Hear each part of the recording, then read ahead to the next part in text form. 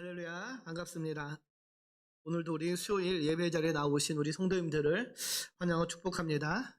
특별히 우리가 21일 저녁 기도를 함께 하고 있는데요. 이 저녁 우리가 함께 말씀을 나누고 기도할 때에 하나님의 큰 은혜가 우리 가운데 임하며 또 하나님께서 우리의 모든 기도를 들으시고 응답하실 줄 믿습니다.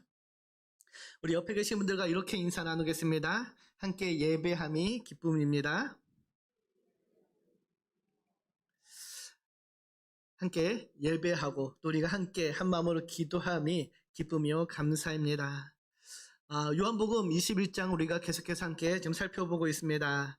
요한복음 21장은 부활하신 예수님과 제자들 사이에 마지막 교제가 담겨있는 장면이죠. 그리고 그 중심에는 바로 초대교회의 기둥과 같은 역할을 담당해야 되는 베드로가 있습니다. 주님의 그 십자가의 죽음과 부활의 사건을 겪으며 베드로에게는 씻지 못할 마음의 죄책감이 있었습니다. 그것은 바로 자신이 그렇게 사랑하는 주님을 3번 부인하고 배신했던 것이죠. 아마 베드로에게 있어서 그 사건은 도저히 잊을 수 없는, 씻을 수 없는 그런 사건이었습니다. 그런 베드로를 향한 주님의 마음이 오늘 본문에 잘 나와 있는데요. 오늘 본문을 함께 살펴보면서 주님께서 베드로를 어떻게 일으키시고 그를 사명의 자리로 부르시는지를 지금 함께 보고자 합니다. 먼저 오늘 본문을 지금 살펴보기 전에 지난 시간까지 살펴봤던 내용들을 잠시 다시 한번 나누면서 오늘 본문을 지금 보고자 합니다. 오늘 요한복음 21장의 시작은 갈릴리 바닷가에서 주님이 제자들을 찾아오시는 것으로 시작하죠. 고기를 잡지 못하고 있던 제자들에게 주님께서 찾아오셔서 그들로 하여금 많은 고기를 낚게 하십니다. 그리고 그분이 주님이신 줄 알게 된 제자들이 육지로 올라와서 주님과의 그 식탁의 교제를 나누게 되는데요.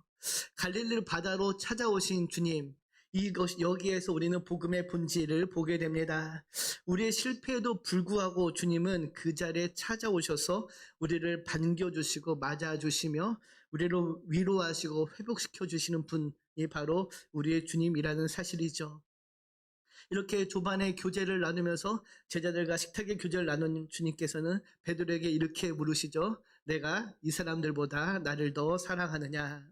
지난 시간 이 질문에 대해서 우리가 3가지 의미를 함께 살펴봤습니다. 첫 번째는 내가 지금 있는 그 사람들보다 나를 더 사랑하느냐? 그 사람들이 나를 사랑하는 것보다 더 나를 사랑한다고 말할 수 있냐라고 물어보시는 것이죠.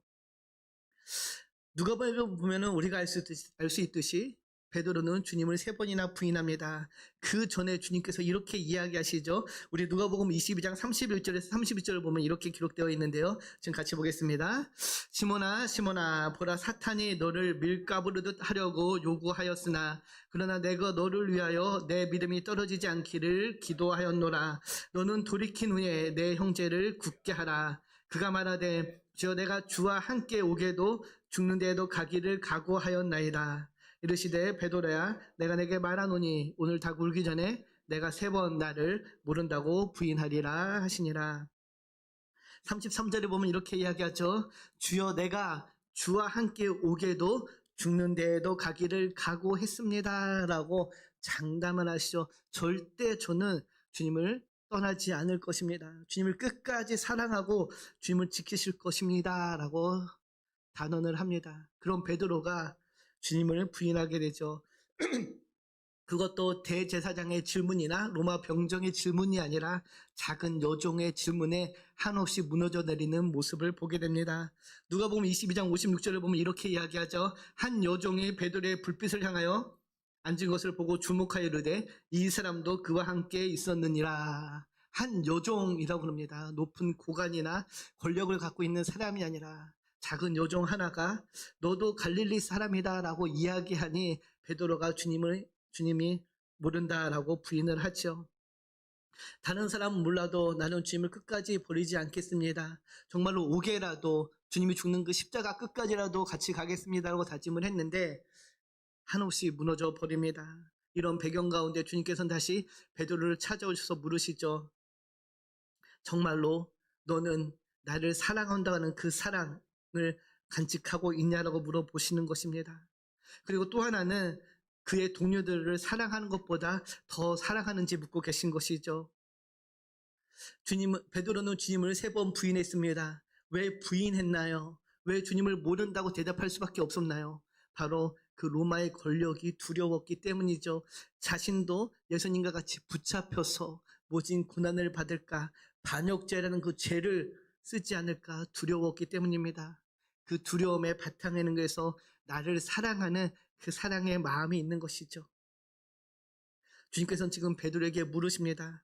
베드로야, 너는 네가 사랑하는 네 가족들보다, 네 형제들보다, 네 동료들보다, 심지어 너 자신보다도 나를 더 사랑할 수 있니? 라고 물어보고 계신 것입니다.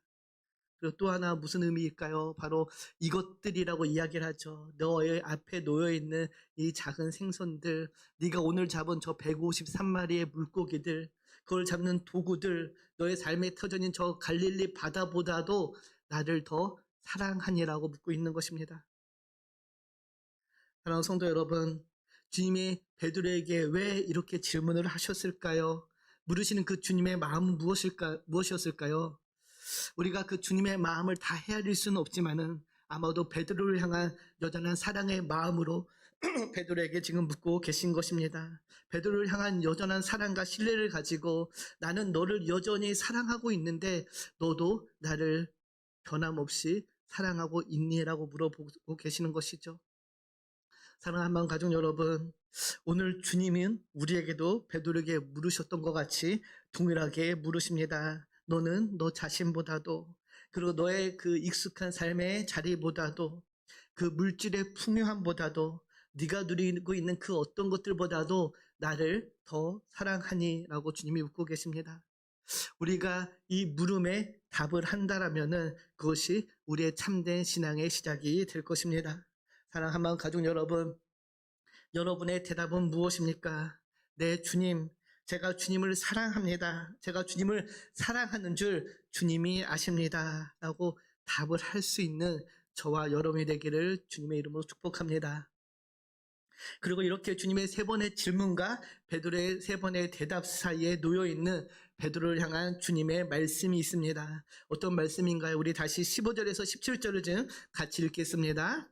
그들이 조밥 먹은 후에 예수께서 시몬 베드로에게 이르시되 요한의 아들 시몬아 내가 이 사람들보다 나를 더 사랑하느냐 하시니 이르되 주님 그러하나이다. 내가 주님을 사랑하는 줄 주님께서 아시나이다. 이르시되 내 어린 양을 먹이라 하시고 또 두 번째 이르시되 요한의 아들 시몬아 내가 나를 사랑하느냐 하시니 이르되 주님 그러하나이다. 내가 주님을 사랑하는 줄 주님께서 아시나이다. 이르시되 내 양을 치라 하시고 세 번째 이르시되 요한의 아들 시몬아 내가 나를 사랑하느냐 하시니 주께서 세 번째 내가 나를 사랑하느냐 하심으로 베드로가 근심하여 이르되 주님 모든 것을 아시오매 내가 주님을 사랑하는 줄을 주님께서 아시나이다. 예수께서 이르시되 내 양을 먹이라.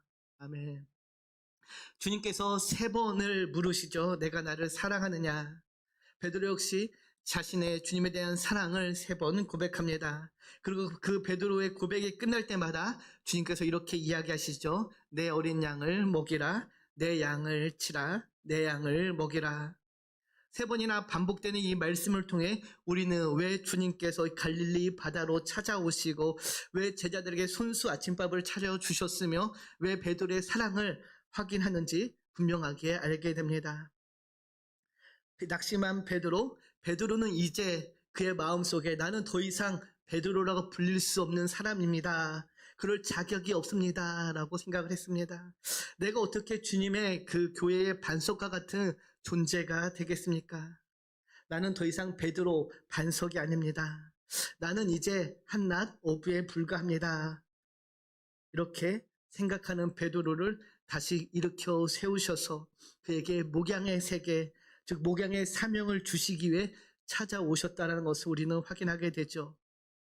주님께서는 베드로를 향하여서 주님의 양을 먹이고 보살피고 인도해야 되는 그 막중한 사명, 그리고 그가 결국 앞으로 살아가야 할 그 인생의 비전을 제공해 주시기 위해 이에 갈릴리 바다로 베드로를 찾아오신 것입니다. 사랑하는 성도 여러분, 주님께서 지금 베드로를 부르시는 이 장면이 바로 회복을 넘어 사명의 자리로 부르시는 주님의 모습입니다. 이 주님이 오늘 저와 여러분의 또 주님이 되시죠. 오늘 보면 요한복음 21장 15절에서 17절에 그려져 있는 베드로는 예전의 베드로의 모습은 아니었습니다. 주님이 가시는 그 길 어디든지 따라갈 수 있다라고 장담하고 후원하던 그런 베드로의 모습이 아니었죠. 오히려 주님께서 계속해서 묻자 수신 가득한 근심 가득히 주님 내가 주님을 사랑하는 줄 주님이 아십니다. 라는 그런 나약하고 연약한 모습을 보이는 베드로입니다. 그리고 베드로의 모습에서 이렇게 발견되죠. 주님, 저는 아무것도 할 수 있는 존재가 아닙니다. 나는 아무것도 아닙니다. 내 능력으로 할 수 있는 것은 아무것도 없습니다. 라고 이렇게 지금 이야기하고 있는 것이죠. 이런 베드로에게 주님께서는 무엇라고 이야기하십니까? 내 양을 먹이라 라고 이야기합니다. 새로운 사명을 부여해 주시죠. 이 말씀을 통하여서 우리가 무엇을 할 수 있나요? 사랑하는 성도 여러분, 내가 무엇이라도 할 수 있을 것 같은 그런 때가 아니라 우리 주님께서는 내가 아무것도 할 수 없다라고 느끼는 그 시각, 내가 아무것도 할 수 없음을 자각하는 그때에 찾아오셔서 비로소 주님의 양을 돌보는 사명을 맡기신다라는 것입니다. 주님께서는 사명을 주시기에 확인하시죠. 내가 나를 사랑하느냐?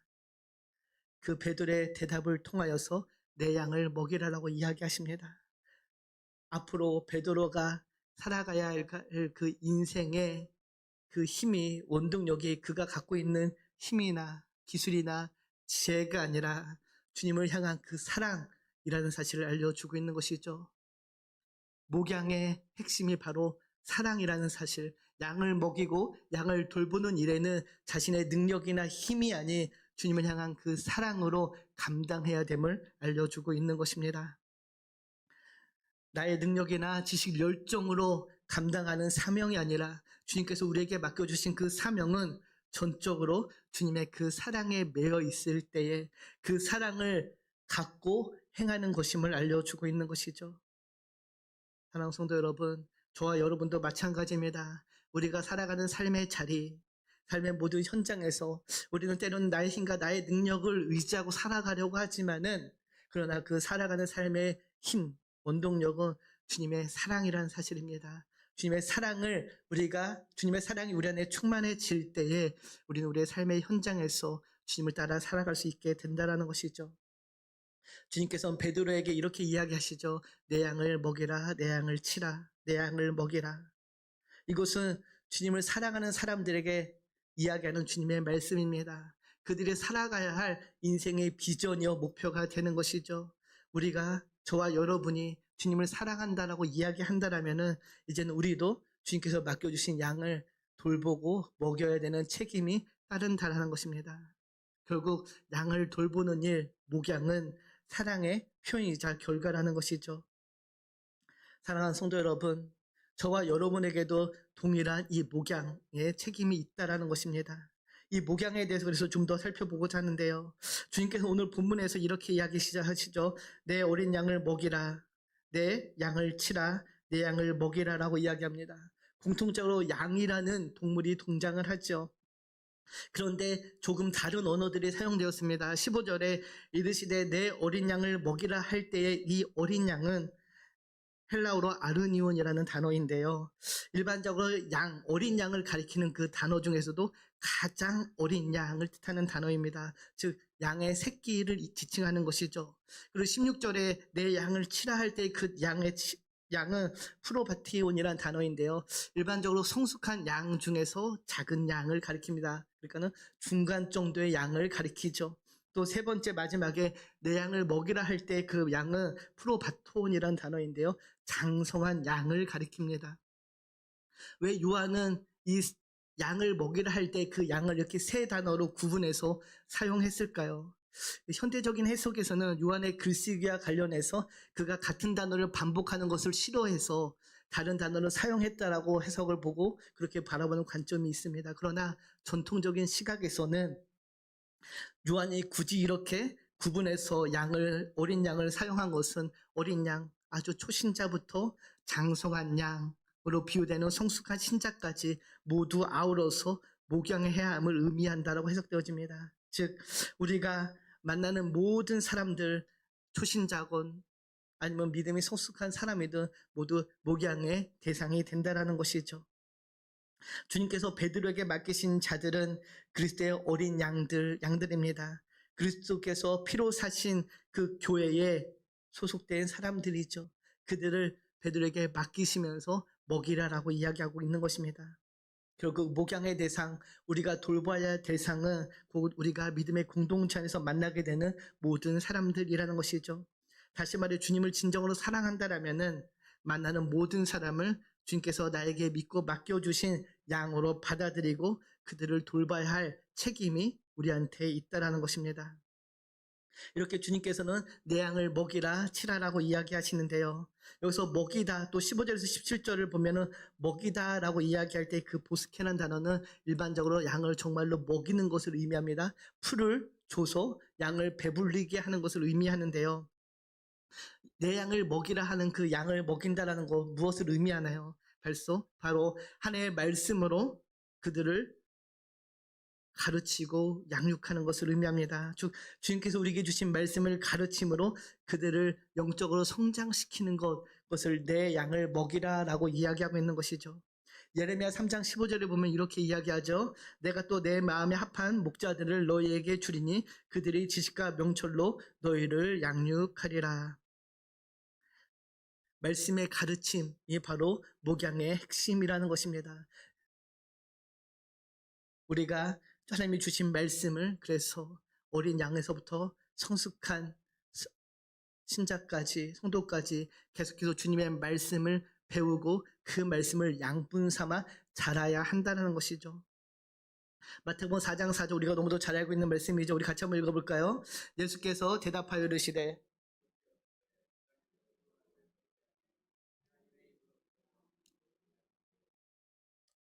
아멘. 사람이 떡으로만 살 것이 아니라 하나님의 입으로 나오는 모든 말씀으로 살 것이다. 바로 우리가 살아가는 그 양분이 하나님의 말씀이 된다는 것입니다. 즉 목양의 핵심은 하나님의 입으로부터 나오는 그 모든 말씀을 다시 먹이는 것이죠. 이것이 목양의 핵심입니다. 그런데 목양이 이렇게 말씀을 먹이는 것에만 있는 것이 아니라 16절 보면 양을 치라라고 이야기하셔. 여기서 양을 친다라는 것은 먹이는 것을 넘어서서 보호하고 인도하며 돌본다라는 의미를 갖고 있습니다. 우리가 잘 알고 있죠? 시편 23편에 무엇이라고 이야기하나요? 여호와는 나의 목자시니 어디로 인도한다고 얘기하죠? 푸른 목장과 쓸만한 물가로 인도하고 먹이고 물을 공급하며 그를 보호하는 것, 그것이 목자의 책임이라는 것이죠. 즉 목양은 먹이는 것에 그치는 것이나 돌보는 것까지 포함되는 것입니다. 인도하는 것이죠. 바른 길로 인도하는 것, 그것이 바로 목양의 핵심이라는 것입니다. 사랑하는 성도 여러분, 그래서 목양이란 예수 그리스도의 사랑을 근거로 성도들을 말씀으로 양육하고 그들의 삶을 주님께로 바르게 인도하는 것, 그것이 목양이죠. 주님께서는 지금 이 목양을 베드로에게 부탁하고 있는 것입니다. 내가 앞으로 살아가야 할 그 삶의 비전은 내가 너에게 맡긴 그 양들을 나에게로 바르게 인도하는 것이라고 알려주고 있는 것이죠. 이렇게 말씀을 드리면은 이 목양은 오직 저와 같은 목사 사역자들에게만 한정된 그런 말씀으로 오해할 수 있습니다. 그러나 예수님께서 베드로에게 3번 반복하여 내 양을 먹이라고 할 때 이 말씀은 베드로 개인뿐만 아니라 또한 목사인 저 같은 사역자들뿐만 아니라 우리 모든 그리스도인에게 주는 하나님의 말씀이라는 사실을 우리가 기억해야 됩니다. 우리 각자는 다 하나님의 사랑을 받은 자로서 이 사랑을 실천함으로 연약한 이들을 돌보고 그들을 바른 길로 인도해야 될 책임이 있다라는 것이죠. 그래서 목양은 목회자의 전유물이 아니라 예수님의 마음을 품은 모든 성도가 감당해야 될 삶의 방식이라고 할 수 있습니다.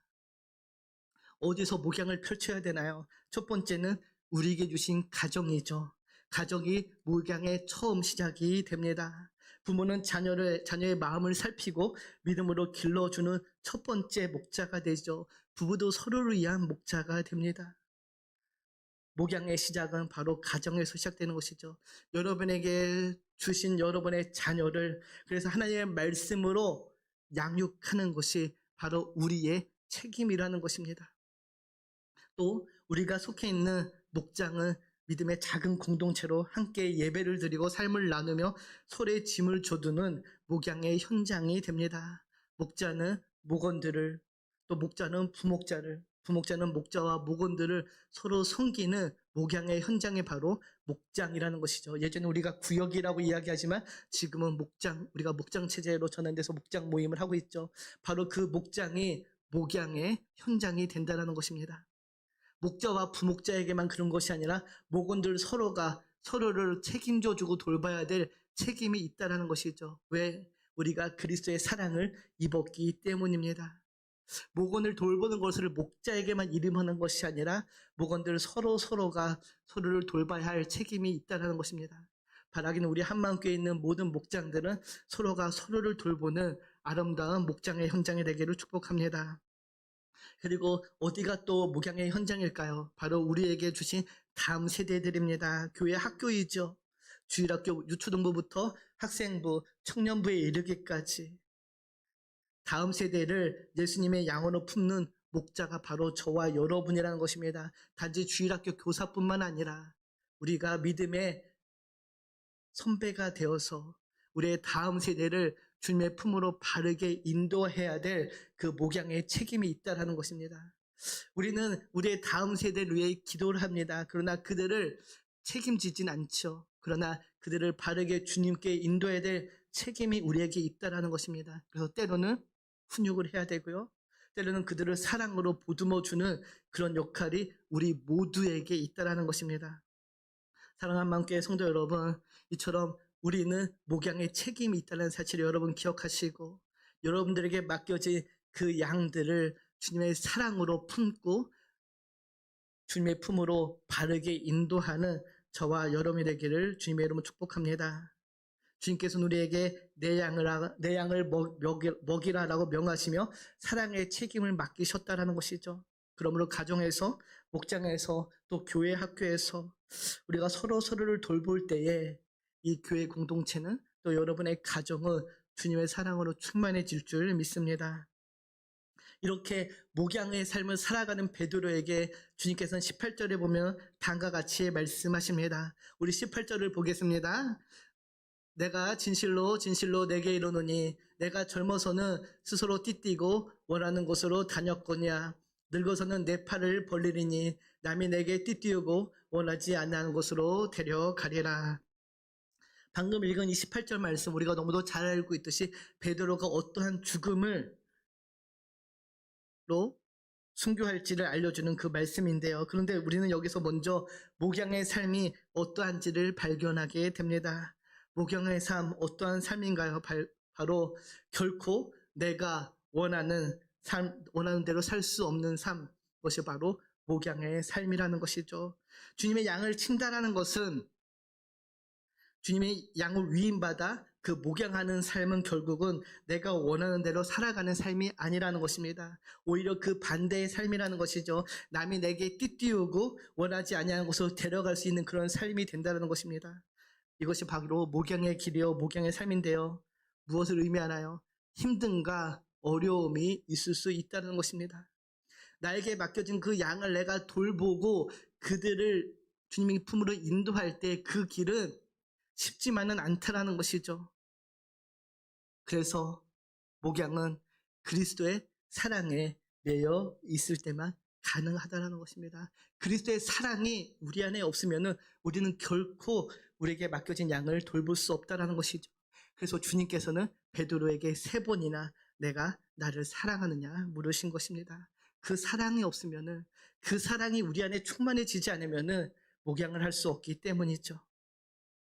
그래서 이 목양은 주님을 사랑하는 그 마음으로 주님을 따르는 길이 됩니다. 그래서 19절에 이렇게 이야기하시죠. 19절 하반절을 보면 이렇게 이야기합니다. 베드로에게 이르시되 나를 따르라. 목양은 주님이 우리에게 맡겨진 그 양을 돌본다는 것은 결국은 우리가 우리의 목자 대신 주님을 따라가는 삶이 됩니다. 주님께서는 베드로에게 나를 따르라 이야기하시죠.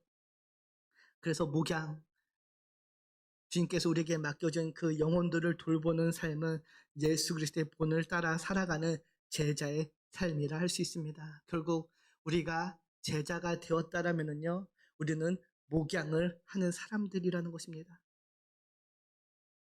단순한 봉사가 아니라 나를 부인하고 내 십자가를 지고 주님을 따라가는 그 삶이 바로 목양의 삶이요 제자의 삶이시죠. 그래서 사도 바울이 이렇게 이야기하죠. 골로새서 1장 24절에 보면은 이렇게 이야기하는데 우리 같이 한번 보겠습니다. 이제 나는 여러분을 위하여 고난받는 것을 기쁘게 여기고 있으며 그리스도의 남은 고난을 그분의 몸 곧 교회를 위하여 내 육신으로 채워가고 있습니다.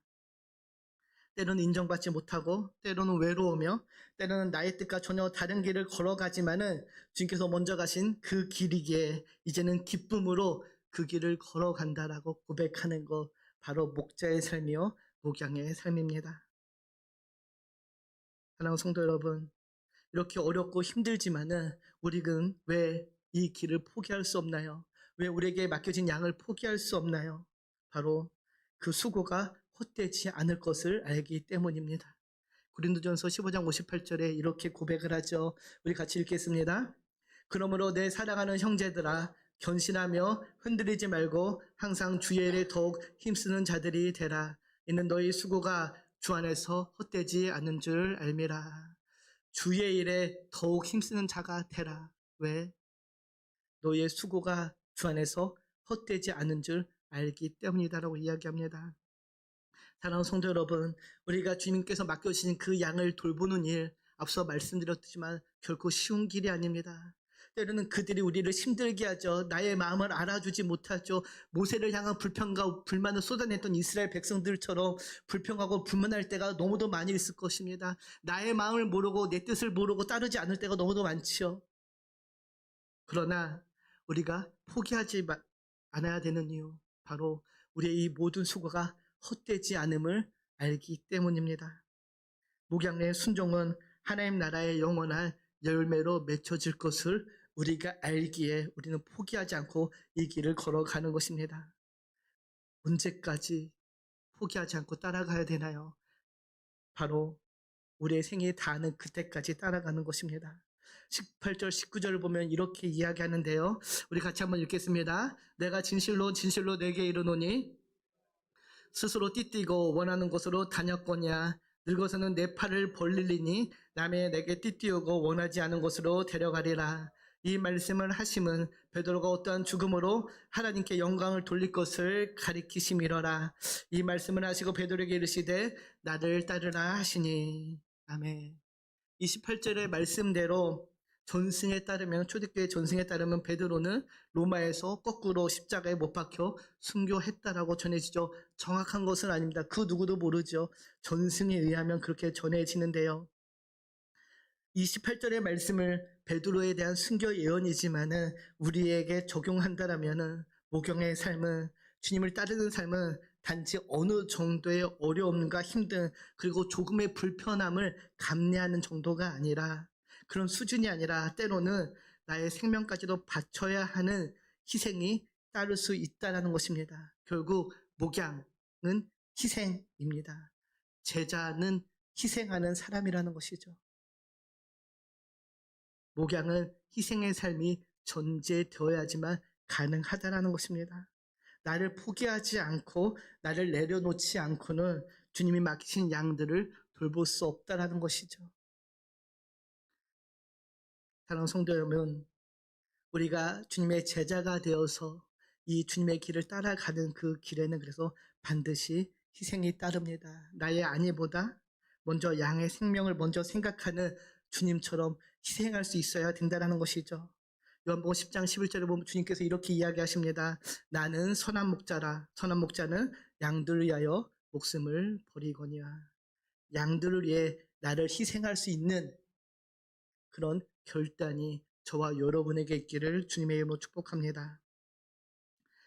사랑하는 성도 여러분, 목양은 고난과 희생으로 가득한 삶이 될 수 있습니다. 주님을 따라가는 그 삶은 희생과 고난으로 가득할 수 있습니다. 그러나 그 길은 하나님께 영광을 돌리는 영광의 길이 됩니다. 오늘 보면 19절에 이렇게 이야기하죠. 무엇이라고 이야기합니까?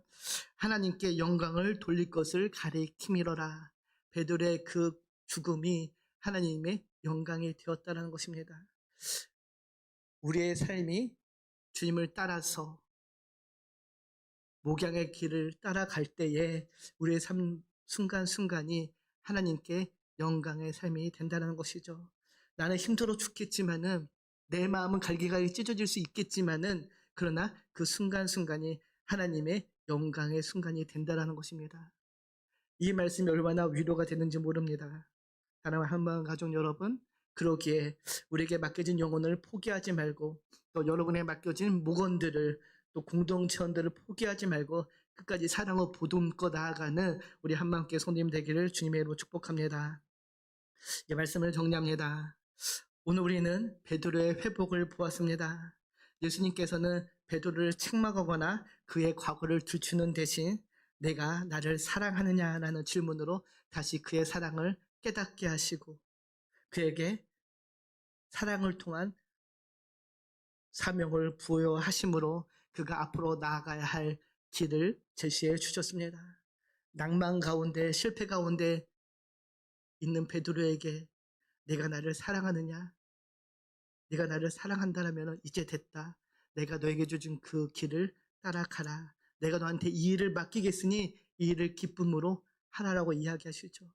다시는 주님의 사명을 감당할 수 없을 것 같은 베드로에게 주님이 찾아오셔서 새로운 사명을 주시며 그를 일으켜 세우신 것입니다. 실패의 자리에 주님께서 찾아오셔서 그에게 새로운 비전을 주시고 나아갈 길을 밝히 보여주신 것이죠.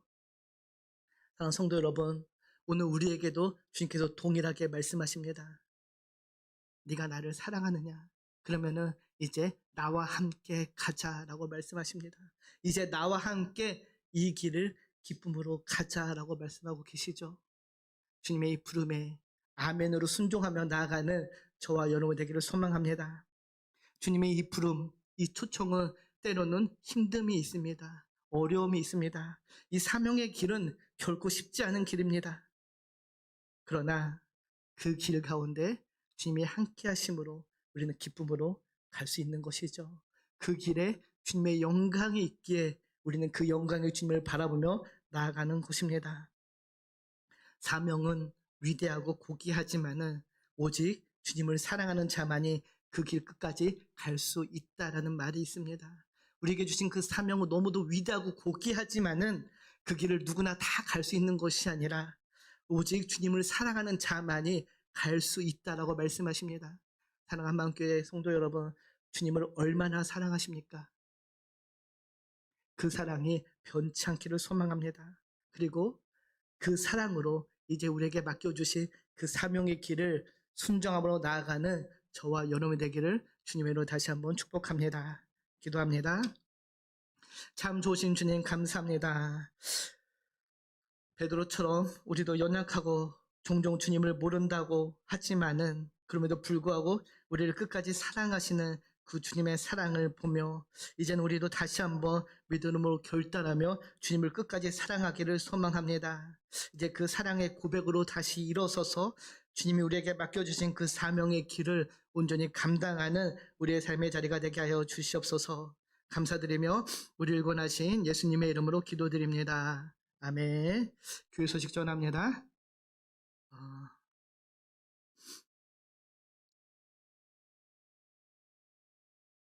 7월 월삭 새벽 기도의 광고가 나가 있습니다. 7월 1일에 있고요. 또 환우를 위한 21일 저녁 기도가 매일 저녁 8시에 있습니다. 7월 7일까지 있는데요. 우리가 한 마음으로 함께 기도할 때에 기적이 일어날 줄 믿습니다. 함께 모여서 우리가 한 마음으로 기도하는 믿음의 공동체 되기를 소망합니다. 7월 첫 주는 맥주감사주일로 지키고요. 성찬식이 있습니다. 또 7월 6일 헌신 예배는 7월 13일로 연기되었습니다. 참고해 주시기 바랍니다. 다음 주는 기간별 대회로 모입니다. 점심 식사는 없고요. 기간별로 모여서 식탁의 규제를 나누시기를 바랍니다. 다른 광고 없으면 우리 주님이 가르쳐 주신 기도를 마치고 함께 찬양하고 기도하는 시간 갖겠습니다. 하늘에 계신 우리 아버지, 아버지의 이름을 거룩하게 하시며 아버지의 뜻이 하늘에서와 같이 땅에서도 이루어지게 하소서. 오늘 우리에게 일용할 양식을 주시고 우리가 우리에게 잘못한 사람을 용서하여 준 것 같이 우리 죄를 용서하여 주시고 우리를 시험에 빠지지 않게 하시고 악에서 구하소서. 나라와 권능과 영광이 영원히 아버지의 것입니다. 아멘. 우리 함께 찬송하며 기도하겠습니다. 268장 우리 함께 찬양합니다. 찬송가.